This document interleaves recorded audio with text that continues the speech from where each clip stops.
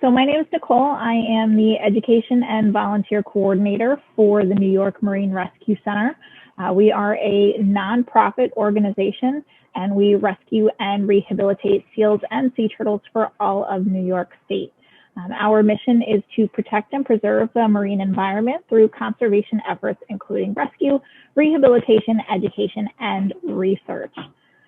So we are part of a organization called GARFO, which is the Greater Atlantic Regional Fisheries Office, and that spans all the way from Maine all the way to Virginia. So it is a collective of organizations that do very similar things to what we do, and we work together to promote marine conservation, and we can do that in a couple of different ways. So we have meetings with them and talk about population trends, or anything that we're seeing that's common amongst different species among our states. And we can also share resources as well. Just as an example, we took in 29 sea turtles from the New England Aquarium this year to help them out because they had such a large cold stun sea turtle season. And we can do the same thing when we have large stranding seasons and we don't have any more room in our facility. We can call these other organizations and see if they are able to take the animals in for us. So we are located on Main Street in Riverhead within the Long Island Aquarium. Our hospital is located right here in this red rectangle. So we have been there since 1996. They actually built the aquarium around us. So we are responsible for responding to any live seal, sea turtle, dolphin, porpoise, or small-toothed whale. We do have a lot of different cetaceans, which are whales, dolphins, and porpoises around Long Island and in New York waters.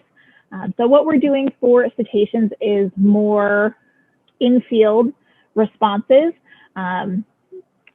If it is an animal that is not in good condition, then we would assess the situation and do what we could for them and likely end up humanely euthanizing them. And then if they are a strong animal and they're just kind of stuck where they are, we can relocate them and refloat them and get them back out into the water. We have 5 different types of seals that we can see in New York State. The first over here on the top left is the harbor seal. They are the most common seal that we see in New York waters. They get to be about 6 feet, 280 to 350 pounds is their normal range. They are characterized by their kind of puppy dog looking faces. They have 2 potential types of coats when they are adults.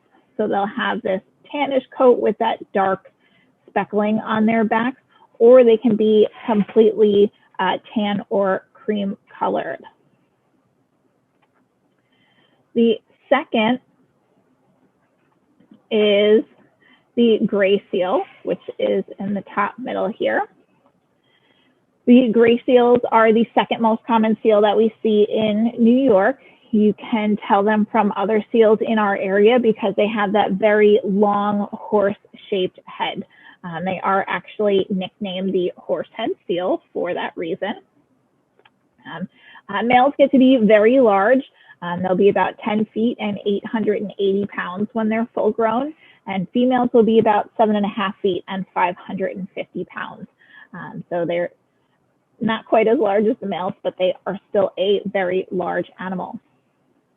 Now you can actually tell the difference between male and female gray seals by looking at them, and it is from the color of their coat. So females will generally have a light coat with dark spots, where the males will have a dark coat with light spots. And over here we have our hooded seals. So hooded seals really aren't seen in our waters very often. They are more of an Arctic species. They like it to be nice and cold.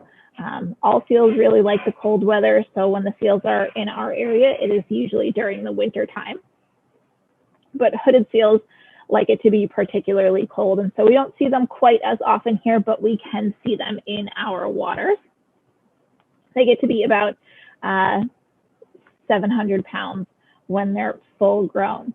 Now they get their name, the hooded seal, from the balloon-like sac that the adult males have on their nose. So it sits inside of their nose and they are able to push it out, and it becomes this red kind of balloon-like sac that they have. Now they use that for territorial displays and also to attract the females.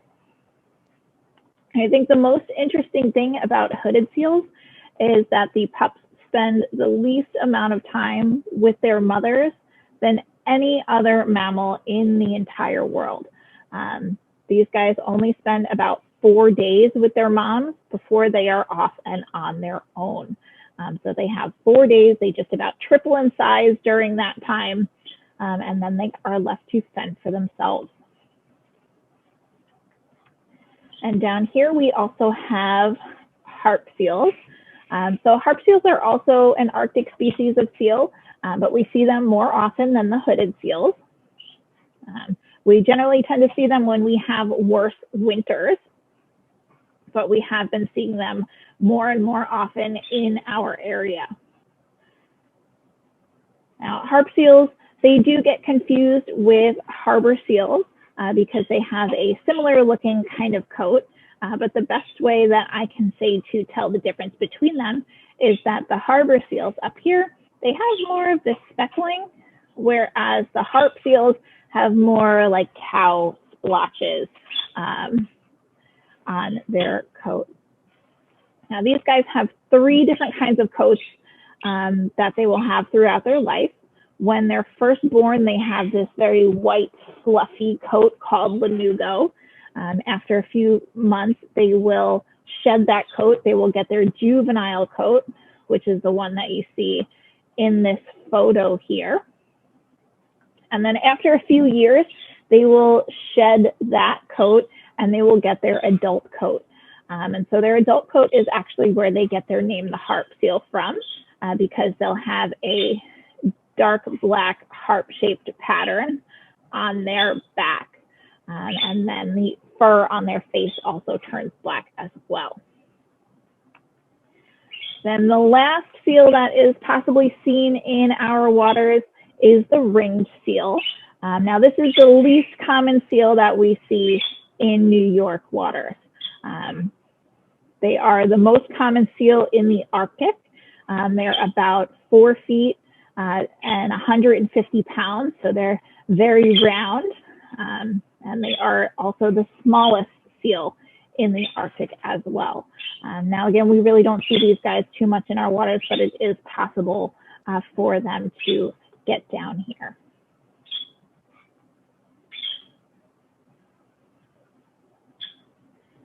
Now, we also have sea turtles in our waters. We have 4 different, we have 4 different types of sea turtles that can be seen in New York. There are 7 species of sea turtles in the entire world, and we get to see 4 of them, which is pretty fantastic. So the first is the leatherback sea turtle up here in the top left. Leatherback sea turtles are the largest of all of the sea turtles. They get to be about 7 to 7.5 feet and weighing in at around 2,000 pounds. So they are just these massive turtles that we have in our waters. They are more of a pelagic species, so they're really more offshore. And we don't see them coming into our hospital facility too often. Now they are different from other sea turtle species in that they don't have a hard external shell. They get their name, the leatherback sea turtle, from a very leathery skin that they have over their back. Now, instead of having that hard shell, what they do have is ossicles that fit together on their back. And this actually allows their bodies to expand and contract with the pressure of the water because these guys are very deep divers and they have to dive deeply to get their prey. Now, even though these guys are large animals, their main diet is jellyfish. So not a lot of nutritional value in jellyfish. So they can eat anywhere from 300 to 400 pounds of jellyfish in a day. And our next sea turtle here is the green sea turtle. So green sea turtles are the largest of the hard shell sea turtles. So they come in second, right behind the leatherback sea turtles. Green sea turtles will be about 5 feet and 500 pounds when they are full grown. Now these guys can be told apart from the other sea turtles because they have this very pretty starburst pattern on their shell. These guys are also unique because of their diet. That's actually where they get their name, the green sea turtle, from. Green sea turtles are the only sea turtles that will eat vegetation. So as juveniles, they eat a mixed variety of food items like seagrass and algae, clams and squid and jellyfish. But as they mature into adults, they become pretty much completely vegetarians, eating only seagrass and algae. And they eat so much of it that the chlorophyll from the plants actually turns the fat inside their bodies green. So they are green on the inside. Then we have our loggerhead sea turtles over here. So loggerhead sea turtles are the most abundant sea turtles that we see in New York. They get to be about 3 feet and 250 to 300 pounds at their largest size. They get their name, the loggerhead sea turtle, from their very large head and neck that they have. To go along with that large head and neck, they have the strongest jaws of all of the sea turtles as well. So these guys are eating crabs, clams, mussels. They also like to eat squid as well, but they need those strong jaws to be able to crunch through the shells of their prey. Now, you can tell these guys from other sea turtles because they have that very pretty reddish brown amber coloring to them. And not only do they have it on their shell, but they also have it on their flippers as well as their head. And then last but not least, down here, we have our Kemp's Ridley sea turtle. So Kemp's Ridley sea turtles are the most common sea turtles that we have coming into our hospital due to cold stunning. They are the smallest of all the sea turtles. Cold stunning is like hypothermia for sea turtles, and because they are smaller, they get colder quicker. So we see them coming into our hospital more frequently than the others. But they are, like I said, the smallest of all the sea turtles. They get to be about 2 to 2.5 feet and 80 to 110 pounds. So even though they are the smallest, they still get to be a pretty good size. Now, in addition to being the smallest, they are also the most critically endangered. All 7 species of sea turtles are either threatened or endangered, but these guys are the most critical. I believe the last population study that was done on them was in 2016, and their estimated population was around 7,000 nesting females. So any individual Kemp's Ridley sea turtle that we can bring in, get back to health and get back out into their natural habitat is really important for their population.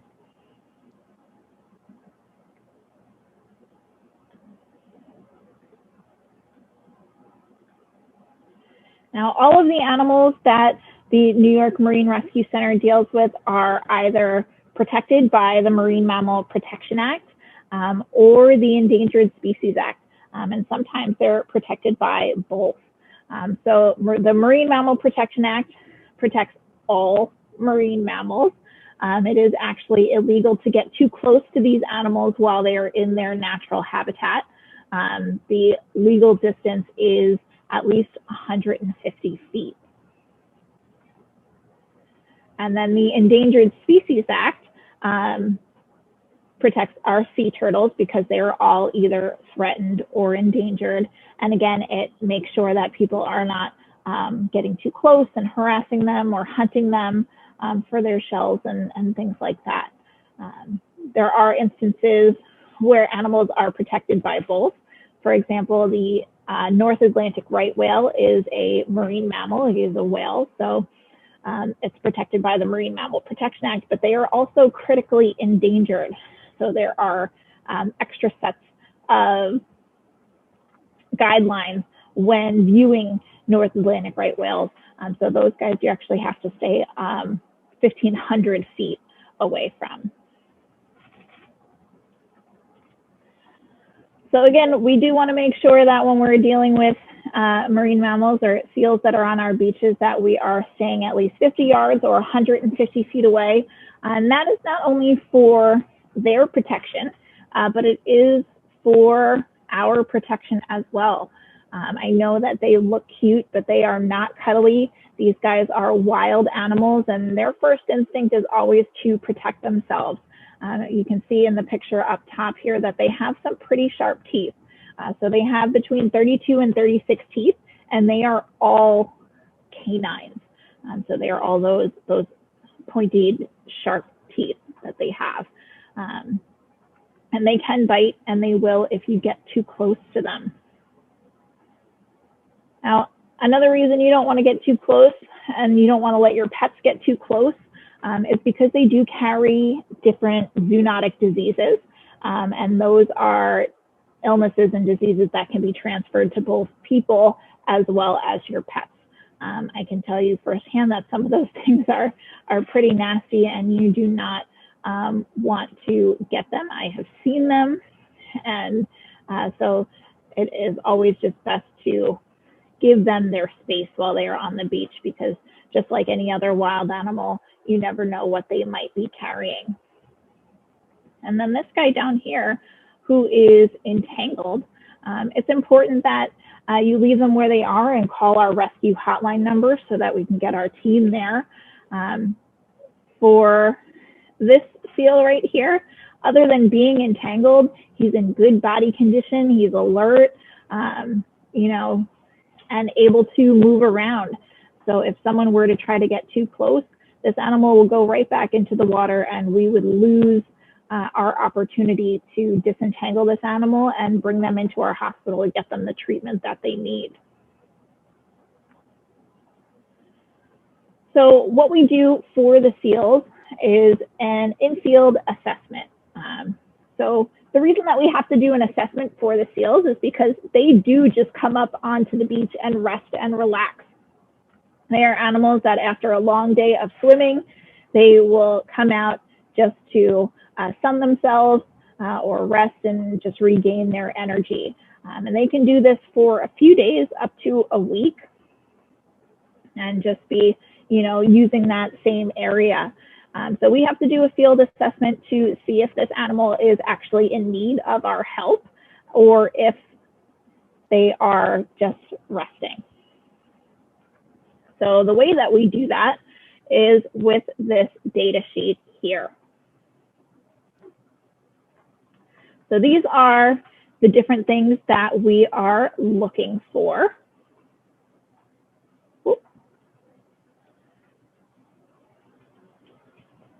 So we're looking at the general attitude. Are they aggressive? Are they not even paying attention to us when we're approaching them? Their body condition, are they heavy and chunky, or can we see their hip bones? Their coat, is it normal? Do they have any type of alopecia, which is where they lose their fur due to stress? We're looking for any wounds on their body. Sand in the mouth is something that we're particularly looking at in harp seals, because when harp seals get stressed, they will actually eat rocks and sand.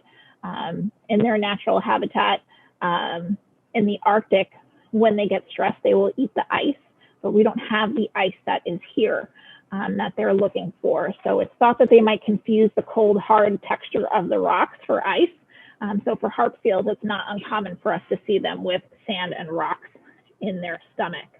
And then all of these other things over here, their eye condition, their mouth color, looking at their nose. So we rate them from a 1 to a 4, 4 being the best and 1 being the worst.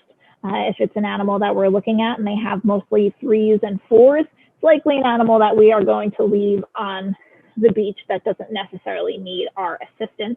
But if they are mostly 1s and 2, then that would be more likely to be an animal we would bring back to the hospital. So some of the common health issues that we see with these animals, specifically the seals, is malnutrition and dehydration. So with this guy on the left here, this is a male gray seal pup, and you can see kind of the shoulder blade. If you look down towards his body down here, you can see his hip bone. So he's very, very skinny and malnourished.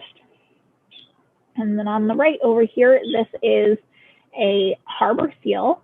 And we can tell that he's dehydrated because he's got dry around his eyes, but also these whiskers right here are curled.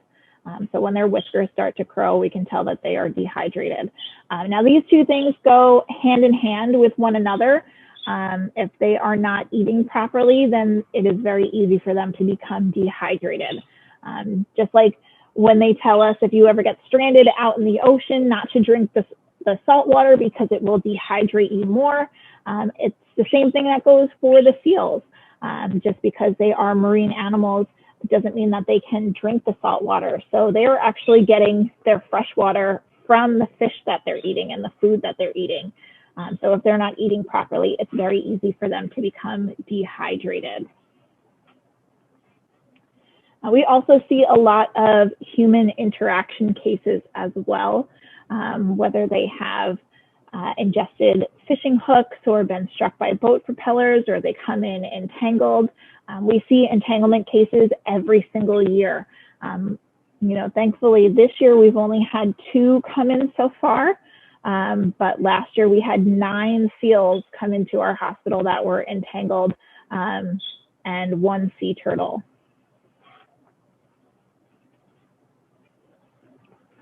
Now, for the sea turtles, the #1 reason that they come into our facility is because of cold stunning. Cold stunning is like hypothermia for sea turtles. So they are here in the summertime, and when it starts to get cold, they should migrate south to warmer waters. But sometimes they just don't do that in time. And so what we think is happening is they're using the sound in the bay as foraging areas. And that water tends to be warmer than the ocean water. So by the time they get the cues to start heading south, the ocean water is already too cold for them. So they start to swim out, they hit that cold ocean water, and they start to get hypothermic, and their bodies will start to shut down, and they'll lose their ability to move their flippers and to swim. And so they'll just kind of float along the surface of the water, and they're at the mercy of the currents at that point. And so they're getting pushed back into the island. So normally when we find cold stunned sea turtles, they are on north facing beaches and more towards the east end. Now this cold stunning will start to set in when the water temperatures reach between 55 and 50 degrees Fahrenheit. I will say that we do have a cold stun patroller program as well.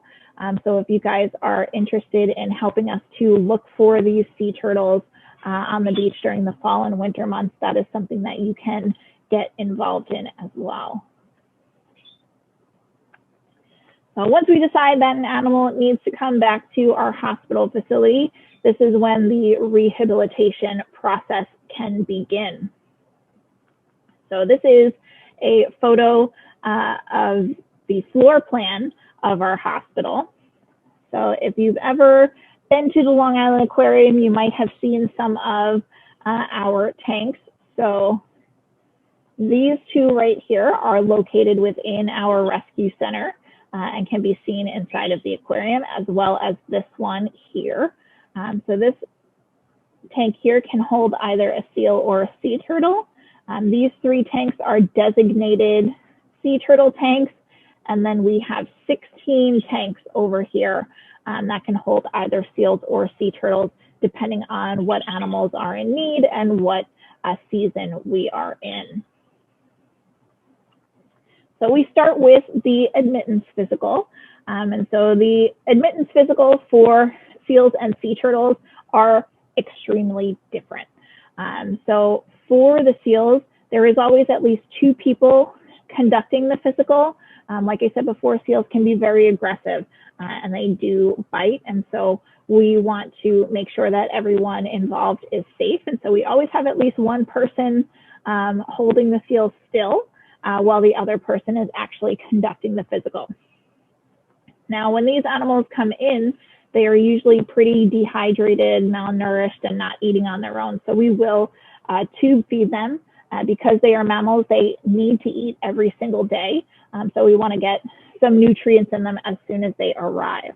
Now that is the complete opposite for sea turtles. So the sea turtles are reptiles.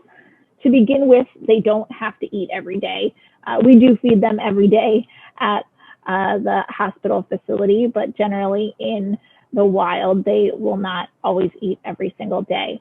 But with the sea turtles coming in cold stun, their bodies are not working properly the way that they should. They're not processing food the way that they should. So we are not feeding them until they have been properly warmed up and they are kind of trying to eat on their own. They can actually go a few weeks without eating, but once we get to that point, we do start a tube feeding process just to make sure that they are getting the nutrients that they do need. But generally, we are able to wait for them to start eating on their own. So when the animals come in, each and every animal has their individual treatment plan.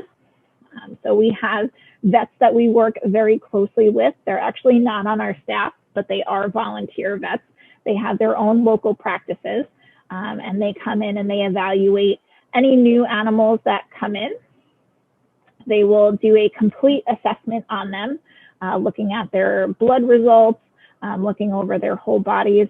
They will prescribe the medication and the treatment plan for the animals, and then we will be the ones that are there on a daily basis to put that treatment plan in place.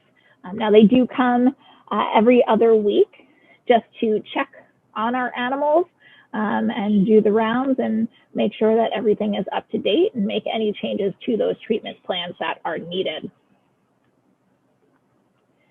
So the diet for these animals is very important while they are with us. The sea turtles will get 2% of their body weight in food. So each individual animal is getting exactly what they need, depending on how large they are. And the same thing goes for the seals, but they get a little bit more. So they get about 6 to 8% of their body weight in food. Now the sea turtles, they get fed once a day, and the seals will get fed 4 times a day. Now, another thing that's really important during their stay at our facility is enrichment. So enrichments are any kind of thing that we will put in their tank to keep them stimulated. So we have enrichments that are for mental stimulation. So we change up their enrichments every couple of days so that there's something different always happening in their environment, just like it would out in the wild. We can do things that are for encouraging their natural foraging behavior. You know, we have different enrichments that have holes in them. We can hide their food in there. For the seals, sometimes we'll freeze some fish in ice. So they have to work at it and melt the ice to get to the fish. And we'll do things to also simulate their natural environment. So we have different things like garbage cans that we'll put in the bottom of the sea turtle habitats because sea turtles like to hang out in underwater caves and crevices. We have big felt strips because the sea turtles, their natural habitat is in kelp forests and seagrass beds. So just trying to kind of mimic their natural environment so their environment doesn't feel so artificial when they are with us. So this is a video of some of our green sea turtles from last year and one of their enrichments. So these guys are chomping down on some zoodles, so those zucchini noodles. So again, these guys are the only turtles that'll eat vegetation. So this is doing two things for them. It's mentally stimulating because it's something that they're not used to and something they haven't seen before. But it's also encouraging their natural foraging behavior because while it's floating at the surface, it is moving around the tank with the current, and so they have to follow it to get it. So right now we have a whole bunch of patients in our rescue center. We have 15 Kemp's Ridley sea turtles, 1 Atlantic green sea turtle, 8 loggerheads, 1 hybrid who is pretty cool. We really haven't seen a loggerhead Kemp's Ridley hybrid before, so that is really, really interesting. And then we have 6 gray seals. So this is one of our gray seals. He's a male gray seal. His name is Buddy Holly, and he was found at Smith's Point Beach in Shirley. And now you can actually see really well in this photo that he has some trauma to his eyes. So Buddy is actually completely blind in both eyes. So because of this, he has been deemed non-releasable, and we are currently looking for a permanent home for him in another zoo or aquarium facility. And we have Jimi Hendrix. We have a different theme for naming the animals every year. This year's theme was rock and roll artists. So you'll see that theme throughout the names here. So Jimi Hendrix is another male gray seal. He came into our hospital on May 10th from June Road in Quag, just very dehydrated and malnourished. But he's actually getting released tomorrow. So if anyone is interested in joining us, it is a public release. You guys are more than welcome to come. It will be at Tiana Beach in Hampton Bays at 6 p.m. And we have Janice Joplin. Janice is a female gray seal. So you can see that she's actually got that much lighter coat than these guys here. So Janice has been with us since March 4th, and she had a very severely swollen hind flipper. So she had an injury to her hind flipper that got infected, and it swelled up, just kind of looked like a baseball mitt. And so what happens with these infections, it's actually pretty common with seals, is that if they don't get the antibiotics and the treatments that they need, it will actually spread throughout their body. So Janice is in our hospital getting all of the medications that she needs for her infection, and she's doing really great. Then we have Getty Lee. Getty Lee is a loggerhead sea turtle that was found locally, was a cold stun class 2 sea turtle. So for cold stunning, we class these animals from class 1 to class 4. Class 1 being the best. They are breathing on their own, they're moving their flippers, they're responding to all of our touches, and they have a higher success rate of rehabilitation. And then it slowly decreases all the way down to class 4 sea turtles, which are not responding to our touches and are basically a limp sea turtle. Now, even though they are class 4, they can still be alive, so we treat every single animal that comes in during the cold stun season as an alive animal until we are able to get them back to the hospital and determine otherwise. Then we have Pink Floyd. Pink Floyd is another loggerhead sea turtle that was found in Peconic, and was actually found by one of our staff members. So another sea turtle that is making great progress. Most of our sea turtles right now are doing really, really well. We're just waiting for the water temperatures to get warm enough in order for us to release them. The water temperatures here have to be at least 70 degrees before we can release any of our turtles. So we'll be doing sea turtle releases more towards the end of July, early August. And again, those are open to the public, so you're welcome to join us. Now this is BC Boy. And BC Boy is the hybrid that I mentioned earlier. So again, he's a cross between a loggerhead sea turtle and a Kemp's Ridley sea turtle. Very, very rare. Now, not only was BC Boy a cold stun sea turtle, but he had also swallowed 2 fishing hooks. So they were very, very deep down in his esophagus. And so he did have to have surgery to remove them. He got his stitches out just about a month ago and is doing really, really great. And then these are some of our Kemp's Ridleys. Since we have 15 Kemp's Ridleys, it is not easy to photograph them all, but these guys are currently out getting their shell treatments. So they kind of get some spa days every couple of weeks. So they will come out, we'll inspect their shells. They get ointment on any cuts and scrapes that we might see on them. They get cleaned and scrubbed just to make sure that everyone is healthy. So once they are healthy and getting ready to return to their natural habitat, we do tag them. So they will get flipper tags. The sea turtles will get them on each of their hind flippers. The seals will get them on one of their hind flippers. And then we can also do satellite tracking on them as well, which is what is being pictured here. So with the satellite tags, we can get a lot of post-release information about where they're going, what areas they're using, and what their post-release behavior is.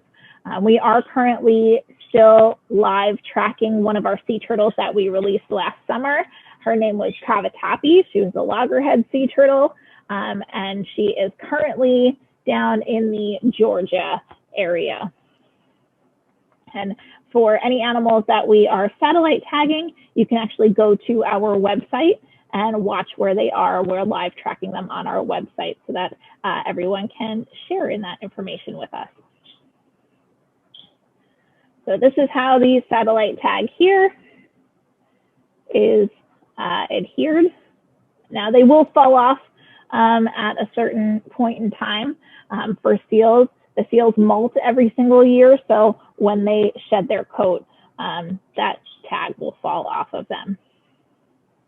So this is what the satellite tag results look like.